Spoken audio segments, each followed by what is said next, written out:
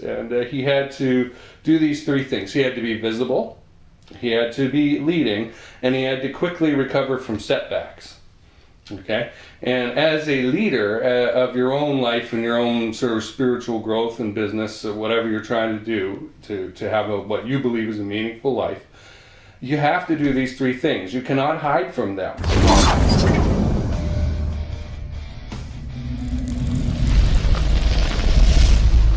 Hi, I'm Jason Kanigan, the president of Sales on Fire, and I want to take a minute to talk with you today about something different. We're not going to talk about sales training or copywriting or business development or even operations improvement, any of my favorite subjects. We're going to talk about the price of success, which is not always pleasant. There was a fellow named Felix Dennis, rich guy, created some magazines you've probably heard of, he's dead now. Wrote a great book called How to Get Rich. If you can find How to Get Rich by Felix Dennis to read it, it will be very eye-opening for you. Particularly since, as he says in the beginning of his book, he doesn't need to sell any damn books to get rich. He was already filthy rich. So you could take his advice to the bank, literally, because he had done it already and he wasn't publishing a book to try and get rich. So he started off saying two things. One, don't try and get rich. Two, because it's going to make you miserable and screw your life up. So if you want a happy life, don't do this, okay? You might get a satisfying life. And I can tell you, I worked in my mid to late 20s, I worked with some employment counseling agencies and helped people with mock interviews and things like this on camera, where I'd play the part of the interviewer and I'd interview people and that. And we'd improve on their interview performance.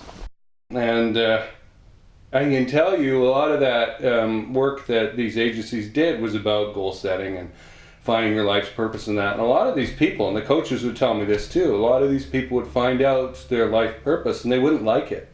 It wouldn't be pleasant.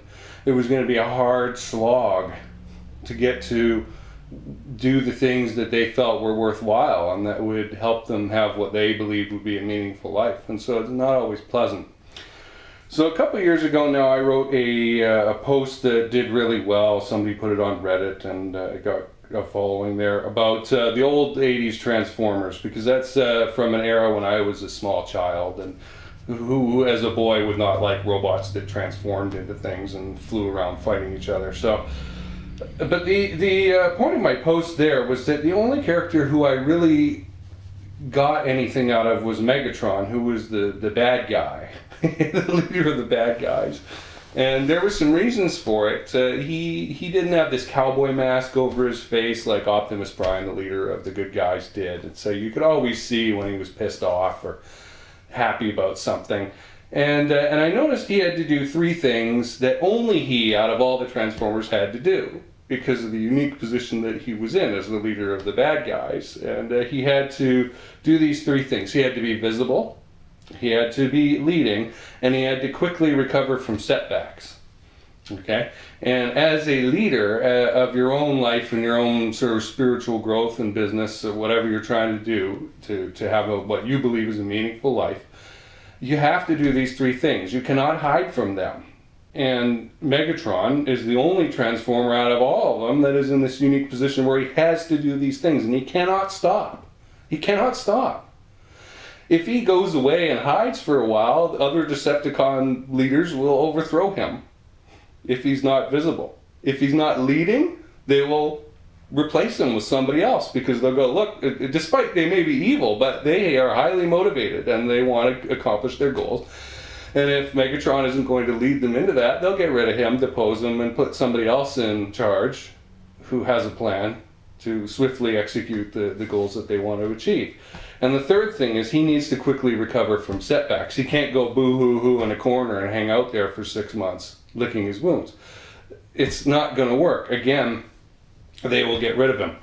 The leader of the Autobots, Optimus Prime, does not have those problems. He can bugger off into the control room with the supercomputer Deltran 1, and when he comes out again, the other Autobots will still respect them. He does have to lead, and it would be good if he recovered quickly from setbacks, but he is not quite in the same position that Megatron is. And Megatron is like painted into this corner where he cannot stop being the person that he is, the individual that he is. And that is a clear example to me of the price of success. When you become a public figure of a kind where you're known beyond your hometown, beyond your little circle, where people who have never met you, never interacted with you, now are starting to have an opinion about you. That's the situation that he's in, that I'm talking about here, okay? That those of us who have reached a certain level of success, and far greater than me, experience every day. And it is not pleasant, okay? It is not pleasant. You really have to have a thick skin. So it gets you thinking anyway. My purpose in writing that post about why Megatron can't take the day off, and why you can't take the day off. You know, I was in my late 20s and up to 30, I ran for city council a couple times in my hometown, and that experience is something that I would happily do again. I was tired of it after the second time, though, and a little bit embittered. It took me a few years to get over the fact that I didn't win, to be honest. Not because I'm a sore loser, but because I felt that this was a life purpose thing, and I really bent my life for 4 years towards that. I did all the things that I needed to do to get elected, except get elected. And it was like the big train is coming by, you know, of your life, and shoom, it just goes on by and doesn't stop at your station. It's a very weird feeling. This was back in 2005. That's also when I put on the weight that I still carry around today. So it's not pleasant, but being that person, being unable to go out in public without being recognized, without people wanting to talk to me. And I'm not saying that hordes of people were running up to crowd me and talk to me, but I couldn't go out to a restaurant without somebody coming up and trying to talk to me and give me their opinion or find out what I thought about this or that development, right? So it was a good training for the business that I'm in today. It was a good training ground for it. And you cannot stop being that person, especially during that election year, especially those 2 election years that I lived through. You could not stop being that person. I could not. I was always on. And there's a lot about that I don't like. The Kennedys, for example, Jackie and John Kennedy, did not like that. They really worked hard to separate their private life from their public life and looked down on people like the Nixons and the Johnsons, who had totally bought into there being zero separation between private and public life. And so I'm not making this video today to tell you that there's a right way or a wrong way. I'm giving you a heads up that these are the kinds of decisions you're going to have to make, the things that you're going to encounter. The grass, it always, I guess, does look greener on the other side. And when you're outside looking in and going, gee, I wish I had a bit of fame, a bit of notoriety, a bit of success. Yeah, it comes at a price. It comes at a price of, if I were to disappear, people would want to know what was going on, and not just friends of mine, you know, looking in on my well-being. There would be enemies. There would be casual onlookers. There would be people who would be wondering what the hell happened. And life goes on. If I were to just quit doing this, life would go on.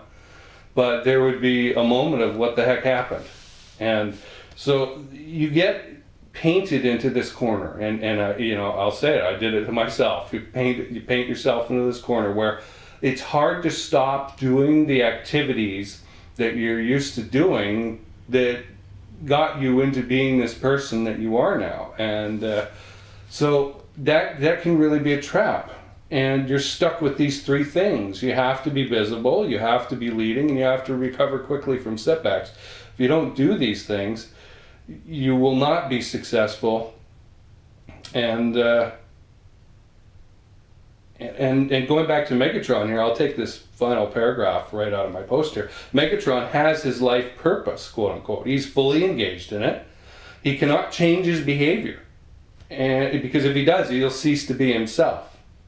And so my little quip there was, why do you think so many people have problems with retirement? They die within 10 years of retiring a lot of the time, because their self-concept was so tied up in being that person who did that job, that role, and they couldn't separate them, their role, from them, the human being. And so that's pretty scary, isn't it? You know, I work hard to keep some things separate from that public life.